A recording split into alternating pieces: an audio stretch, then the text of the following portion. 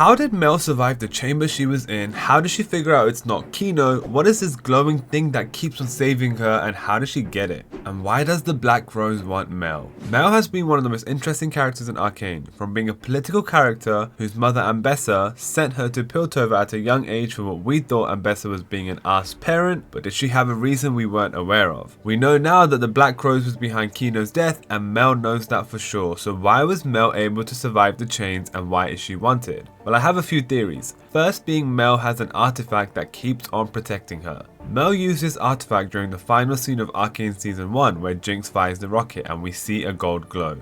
That gold glow was the artifact in action. We see it again in episode 5 of Arcane Season 2, where Mel is covered in chains, but she's able to break out of them when her back glows again and a big explosion occurs. So what is this artifact and how does she get it? The artifact is called the Locket of the Iron Solari. This is an item from the League of Legends game, and its ability is that it creates a shield for someone when they are under damage or heavy impact. And it makes sense, because an effect of the item is that it shields nearby people too, and Jayce was someone who also came out unharmed from the rocket. So how did Mel get this item? Let's go to the map of Runeterra. There is a place called Targon. This is a place for powerful people where a lot of gods and aspects live. In Targon there is a group called the Solaris. They are sun worshippers and have been around for a long ass time. The Locket of the Iron Solaris belongs to this group. Side note, this is the group Leona is in from League of Legends. I believe Ambessa married someone from the Solaris group, and it's more believable since we have no clue who she married, and I believe Riot has done that for a big reveal later. Due to her marriage, the man she was married to must have given her the Locket of the Iron Solari for Mel to inherit. Another reason is because of Mel's outfit. I told you the Solaris are sun worshippers, and I don't think it's coincident that her outfit looks like a sun-shaped cutout, similar to a member of the Solaris. Why did Mel inherit the artifact and not Kino? For this, I need to explain the Solaris. The Solaris was created by a goddess known as the Golden Sister. She is currently in the Celestial Realm, a place where gods vibe with each other. In the Solaris, no one was worthy of replacing the Golden Sister, except a girl called Leona. She was worthy to be the host of the Golden Sister and is the current leader of the Solaris. Take note into how both leaders of the Solaris are female, and that is why I believe the female Mel inherited the artifact and not the male Kino. This is the first theory. The second reason is different. I believe Mel is a magic user. Granted, she has no idea of this, but I believe since we know for certain that Mel and Ambessa's heritage is from Shurima, all we are told is that their heritage is near the coast of Shurima. At first I looked at the closest coastline in Shurima near Ambessa's home village Rockrun, but I don't think it's there anymore. I think it's the coast south of Shurima. A place called Ikathia is where her heritage is from. Ikathia is a place in Shurima that was annexed by the Shurimans, and they were known for their magic using abilities. Literally, their most recent king was known as the Mage King. All of the Ikathians more or less die because they get in contact with something called the Void and try to use the Void's strength in a war with the Shurimans. Yes, they can fight off the Shurimans with the Void, but they can't control the Void monsters themselves, so ultimately get slapped around and the country falls, as the place where Ikathia stood becomes a Void-taken wasteland. And a bit of background to the Void existed before the planet Runeterra existed, and in basic terms, any monster that is from the Void is extremely strong, and all they really want to do is just destroy everything, so that the world can go back to being nothing.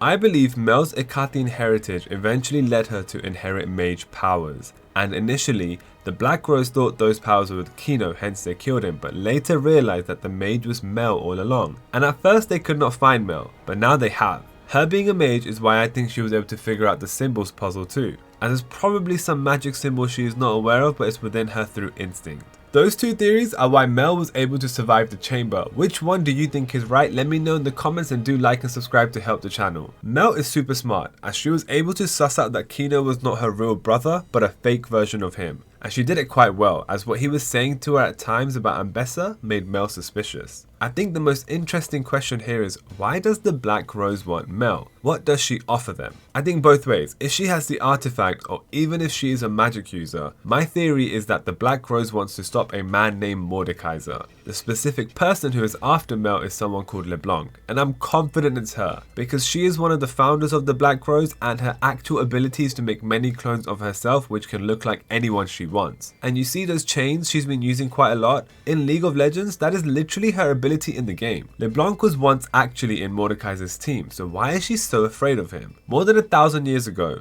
Leblanc was a member of these mages under the Iron Revenant, aka Mordekaiser. Mordekaiser was powerful and Leblanc hated this, so she teamed up with the Noxie tribes and their god Vladimir to bring him down. This alliance is important, as it was what was needed to invade the immortal Bastion, the place where Mordekaiser stays. After the invasion, the Alliance is able to seal Mordekaiser and his demons. After Vladimir and Leblanc's first successful mission, they formed the name for their alliance called the Black Rose. Leblanc also used her magic to make majority of the population forget about Mordekaiser, hence present day Noxus, most people don't even know who Mordekaiser is. Over the centuries, others would join the Black Rose, mages, powerful people, the lot. This hidden organization were the puppet masters behind Noxus for more than 1,000 years. They created wars and many other ambitious campaigns. And Leblanc goes on many missions to retrieve artifacts or things to stop the return of Mordekaiser. And guys, she has been doing this for over 1,000 years. Legit, she needs to move on. And spoiler, Mordekaiser is super strong, arguably one of the strongest non-god character in all of Runeterra, and from his Runeterra lore, we know he is coming back soon. Will we see him in Arcane? Leblanc has been keeping an eye on Ambessa and her family for a long time. When Mel hits Fate Kino, you see a lot of transformations occur. Ambessa, Mel, Kino, Elora, Young Mel, and the Wolf Girl. And I call her Wolf Girl because it's the scene in Season 1 where Ambessa beheads a girl in front of Young Mel